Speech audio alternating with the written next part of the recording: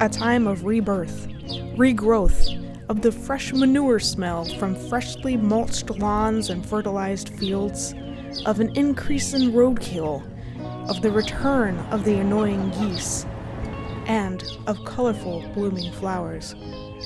In order to celebrate all that's happening in this very, very, very early spring season, I'm going to take some photos. But I have never taken photos with this camera before on manual mode, and so my goal is to teach myself how to shoot in manual. No Emmanuels were harmed in the making of this video. The first thing I'm teaching myself is known as the exposure triangle, which is ISO, shutter speed, and aperture. These three things all affect exposure, or how light or dark your image is, while doing their own unique thing. Okay, so I have this little scene set up here to show you what I'm going to be messing with and to show you how I think about these things, because I just learned them this week. So I'm going to show you what I know. So the first thing you want to set is ISO, and you do that because, well, it's kind of hard to get to, and it's going to be the thing that stays and informs the rest of your photo, and you're going to set it based on what lighting conditions you have. So ISO stands for International Standards Organization, which doesn't really tell you what it does, but you set it so that the lower the number is, the less sensitive it is to light, and the higher the number is, the more sensitive it is to light. So you can see that this light is really washing out my photo. It's super high. So I want to knock this down. And for like inside shooting, I'm just gonna go with 160 to start.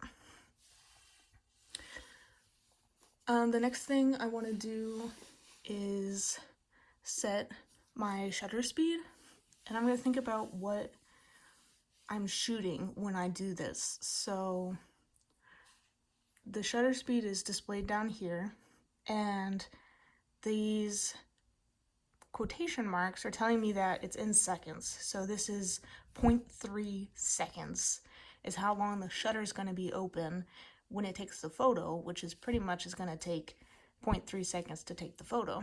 And I can go really ridiculously long, like 30, and I'm letting a lot of time for light to get into the camera so you can see it's super bright. Or I can go super short, and now we're getting into like a fourth of a second, an eighth, a 15th, a 30th. I can go all the way to 8,000th of a second, and that's really good for taking photos of things that are moving fast, like a bird in flight, and the photo, you want it to look still. But it really darkens my image, so, and I don't really need that. Also, the faster is good for handheld shots, because if you're taking, you know, a couple seconds, like even like a fourth of a second to take a photo, and you're a little bit shaky, you're not still on a tripod, then you're going to see that motion blur, and that's probably not going to be the picture you want either. So if you go long, be on a tripod. So I'm going to try, since I'm on a tripod, I don't know, 0.6 of a second. It doesn't need to be ridiculous for me. I can change this later too when I go to set the aperture. So the aperture is this number right here. It's set at 3.5 currently. And aperture is controlled or sort of like measured by f-stops, which is what this sort of value is. And so I can change it, and I can go to 22, which is very small opening, so the image gets super dark. And if I go to, oops, I changed the wrong one. What was I at? And if I go to a small number, this is a very large opening, and so the image gets a lot brighter. Now the other thing aperture does is it determines this depth of field. So let me adjust my shutter speed so I can get the lighting sort of okay. And I'm just pressing and holding, and the camera is gonna autofocus for me. And I wanna focus on this actually, to show this. So I'm gonna go ahead and focus on this. And it can't focus because it's too close. So I'm gonna focus this in the background, this in the middle ground. Yeah, okay, so it's gained focus, and then I'm gonna shut it to manual focus so I don't change focus. So I'm focused on this middle ground right here, so on this jar. If I change the aperture to this larger number while increasing the shutter speed to maintain this exposure so you can actually see what's happening, I'm actually changing this depth of field. So I'm at the highest I can go for my aperture, which is 22. And I'm going to lower my shutter speed so that this is right in the center. So that's going to suggest to me that this is going to be pretty accurate lighting or exposure. And then I'm going to go ahead and take a photo. And this is going to take 3.2 seconds. So there we go, we have my photo. Then I'm going to change this aperture so it's super, super small. I'm going to take another photo. I'm going to show you this difference. So what you can really obviously see is this Canon word right here is very blurry. It's hard to read. In this other one, it's much sharper.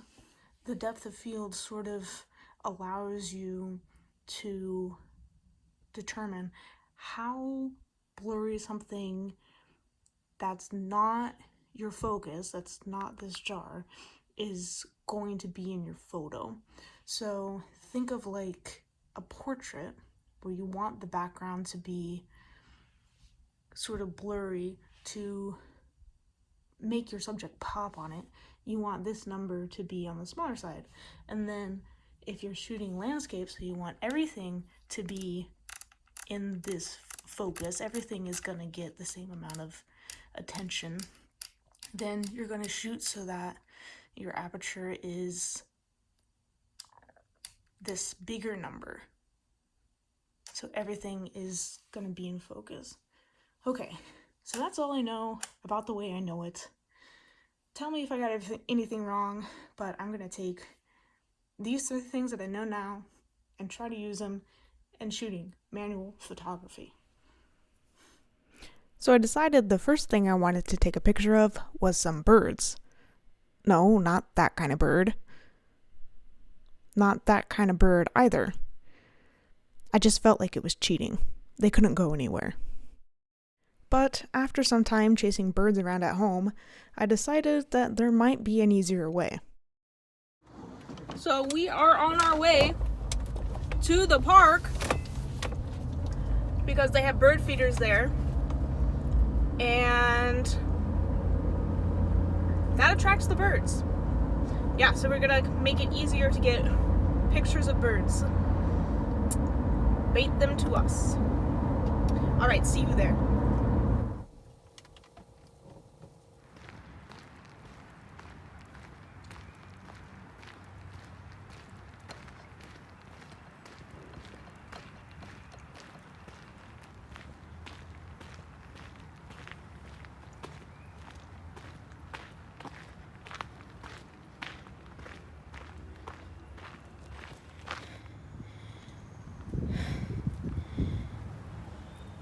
Okay, it's a lot farther away than I thought, and I am out of shape, but we're gonna do it.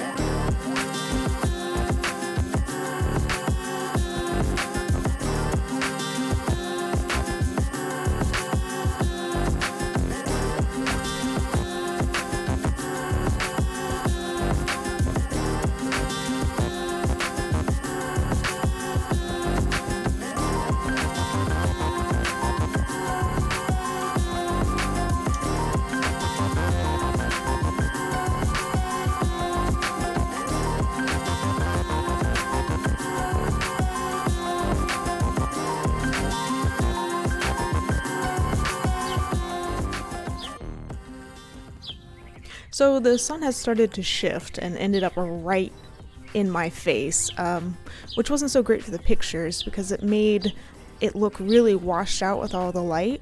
So I decided to get some pictures from the other side. As you can see, I also played around with the manual focus and messed up quite horribly. So I decided to make the shift over into the macro lens to get some pictures of some plants close up.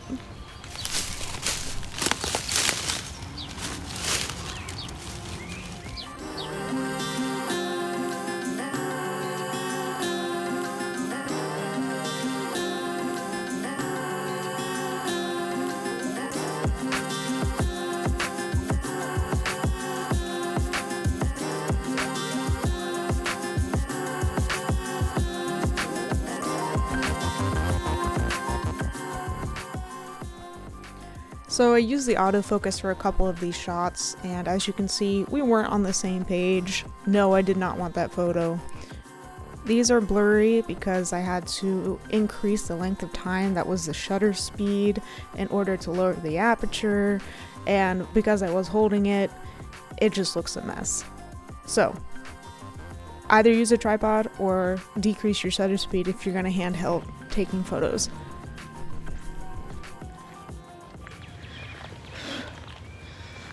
Alright, so I am heading out now. I feel like photography would make a really great scavenger hunt. You get a bunch of people with cameras, give them a list of plants they need to shoot, and then have them shoot it. That'd be really cool. I want to do that. Okay, but I think I'm done here for tonight. Whew, that was a lot. Can't wait to show you the photos. Well, this was sort of my goal. I don't know if I got it quite that good, but we shall see. Ooh, but I think I got a couple ones that I like.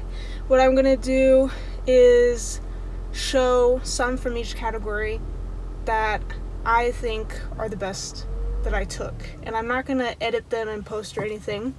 So I'm gonna do one plant, one flower, one bird, one animal, and one landscape. I think I'll do those 5 categories. And yeah, I'll show you those. Whew. And let me know if you like them or not. Put the timestamp of the one you like the most. Okay. Now it is time for the showcase. First up is landscape.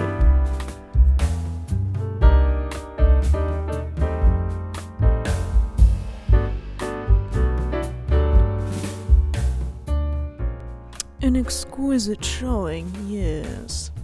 Okay, so this is my favorite one personally, just because I feel like you've got a lot of color actually happening here, and I don't know, I just like it the best. Okay, just cut straight to the chase here. You've seen a lot of bird photos already. This one's my favorite. Why? Because you can see his wing fully stretched out. This was my imagination of the type of photo you could get with a fancy camera, so I love it.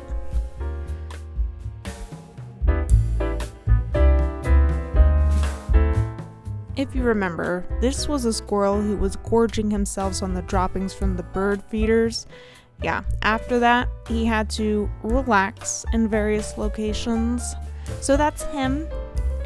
Oh, and then I saw a little bee. And the winner is my squirrel friend. I don't know, it's just a super great photo. I just really love it, and I love the squirrel.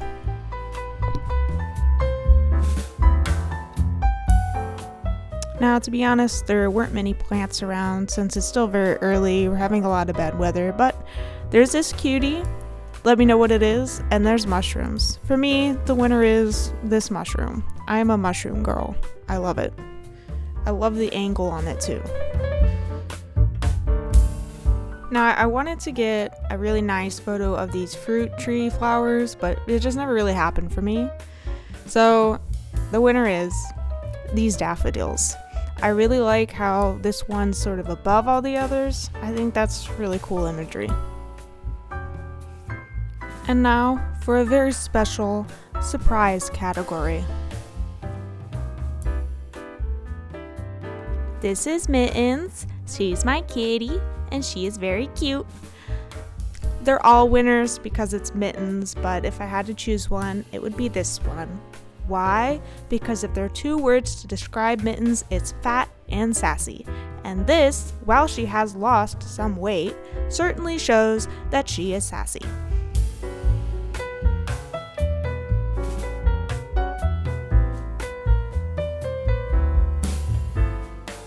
Hey, thanks for watching. I plan to do some more photography in the future, delve into some ideas like color balance and perspective that I didn't get a chance to do this week. Anyway, I hope you enjoyed, I hope you learned something, and I'll see you next week.